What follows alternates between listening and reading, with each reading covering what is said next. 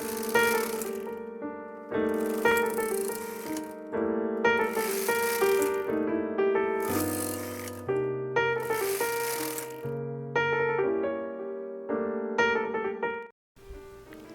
people are curious about different knitting machines. What's the differences between the bulky, mid-gauge, or standard gauge machine? What's the difference between the metal bed or plastic bed machine? So I'm going to show you the machine I have. And the first one I have is a bulky Brother 260. This is one of my go-to machine, one of my favorite for many reasons. First, because it's a bulky machine, it can take bigger yarns like worsted weight or DK weight, just like our hand knitting yarns. So that makes it very convenient. And also because the needle is bigger, this is a 9mm gauge for the bulky. It's easier to do the hand manipulation. You don't have to strain your eyes and work with very fine needle or fine yarns. That can be difficult for a beginner. Also, this one you can have a ribber attachment, so you can do ribbing and also circular knitting, seamless circular knitting, and many other special stitches that's related with the ribber. Also, this one has a standard Brother punch card that's 24 stitches, and that makes patterning much easier. And you can also punch your own card and make your own pattern.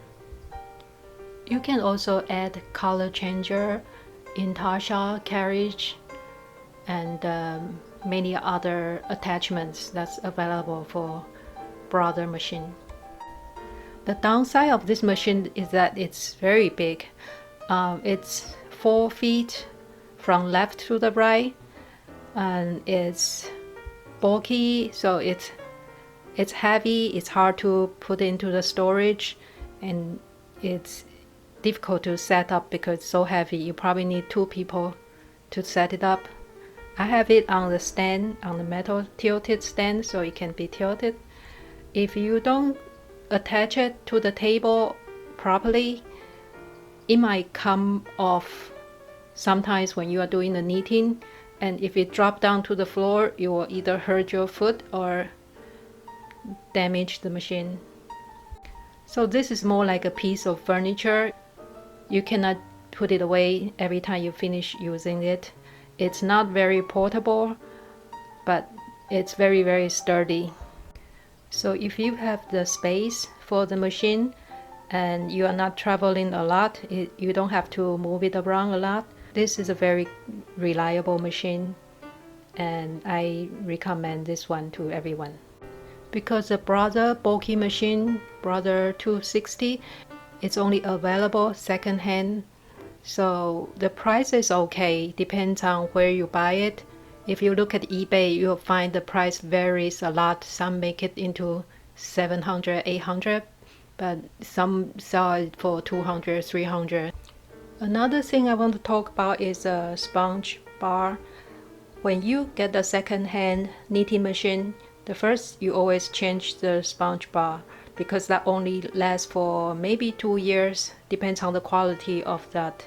For Brother 260 bulky machine, it actually has 2 sponge bars. There's a sponge bar here, you can push in and pull out from the other side. This one is for the knitter, and the other one is for the ribber. It's from here, you push it here, and it will come out from the other side. If the sponge bar is flat, then you cannot knit correctly. All the stitches will drop. So that's kind of like number one thing after you get a knitting machine. Always check the sponge bar. And you can buy it online easily. There are several websites, and you can buy it from eBay. There are several stores selling that too. Some people like to use the weather stripping material, a thick sponge. It might work for you too. You can try to see which one works better.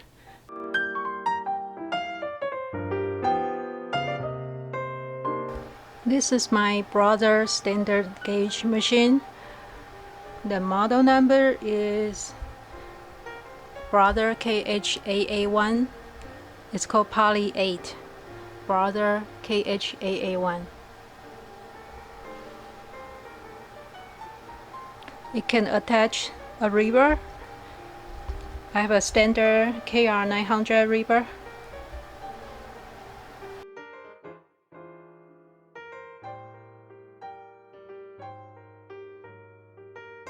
It's similar to the bulky machine. You can see how small the needles are, and it makes the manipulation a little bit more difficult.